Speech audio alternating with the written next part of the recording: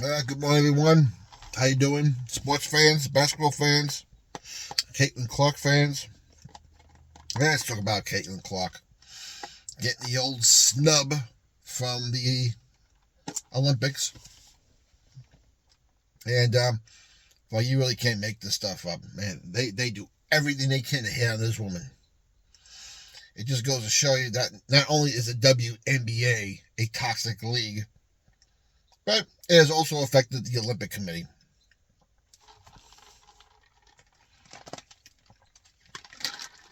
How do you make the decision to take your most marketable player, who's a very good player? Now they're gonna say, "Well, she's not that good. She just started her professional career." All right, yeah, I granted, I'll give you that. And her team is she's so good. Why can't she win more games? Well, basketball is a team sport, and this is the same woman that took an Iowa program in college that went from being unheard of to going just 2 straight national championships. And now they'll say, well, she couldn't win a national championship. Yeah, but she revived the program in Iowa. I mean, listen, yeah, she won't have a ring on her finger for a college national championship. But I would ask the question, what's more challenging? Winning a national championship in a program like, Connecticut or Tennessee, which has constantly good players, or bringing a program from dead to big-time contenders? Granted, again, I know you don't get a ring for making your team, for making your school program on the map. But I'll just leave it there. But she's the all-time leading women's basketball scorer. Of course, the people are trying to spin that around somehow. And the woman who has made millions and millions of dollars in endorsements. Let's face it, she's playing basketball to get endorsements. That's where her money is. I have no problem with that. God bless her. I mean, thanks to the NIL, she was $1 million before she came out of college, which I'm all for also because I'm getting tired of these schools get away with using their players to make millions and billions on them. And they say, well, they're getting free education, free room and board. Okay, and when you look at the amount of money that program brings in to the school, the amount of TV revenue, radio revenue, media revenue they get from that player, video games. I use the Reggie Bush thing. How much money could Reggie Bush be on the cover of college football that year? As good as he was. This is why I'm for it, because there's no guarantee you'll make money at the professional level. There's not even a guarantee you even get to the professional level. 1% of athletes do what they do. Actually, less than 1% of the world's population do what the professional athletes do. But you have the person everyone wants to see. Right now, Indiana is probably selling the most tickets. In fact, I think I saw a stat where for the month of June alone, the number of seats they sold blew away the last few years combined. WNBA, I think, was averaging about 7,000 people a game for their games. And now Caitlin Clark is getting people to buy season tickets in Indiana. Their games are sold out. Every away arena she goes to, people are going to see it and selling out.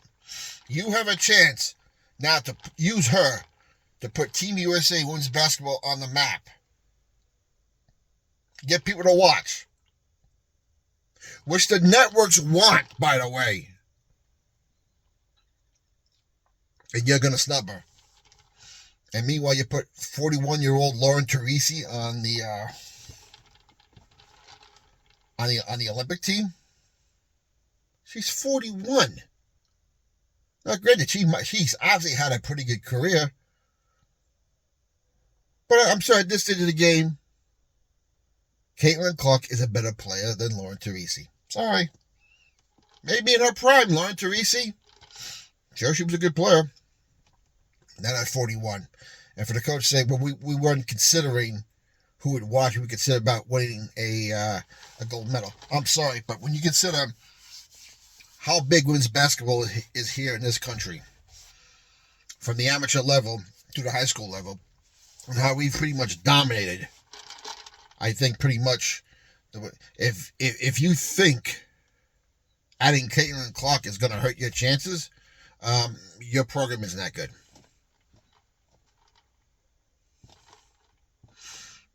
And I'm sorry, maybe Caitlin Clark hasn't proven herself yet, but the fans have spoken. People want to see her. And now you've blown another opportunity to get yourself off the welfare of the NBA, and you snubbed her.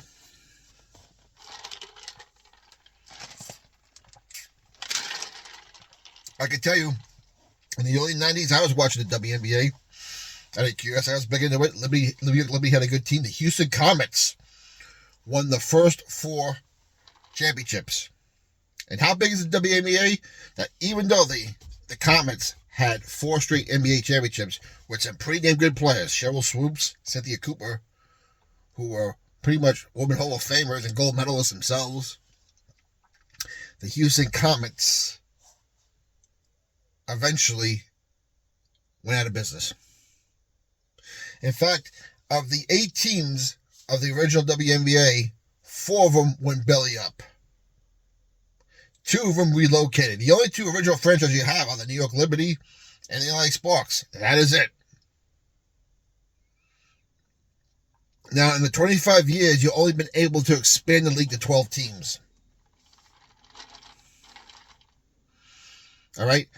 Men's MLS soccer, which is far behind popularity in this country, basketball, has done in the same amount of time, have expanded to way more teams and making way more money. And that is all you need to know about the WNBA.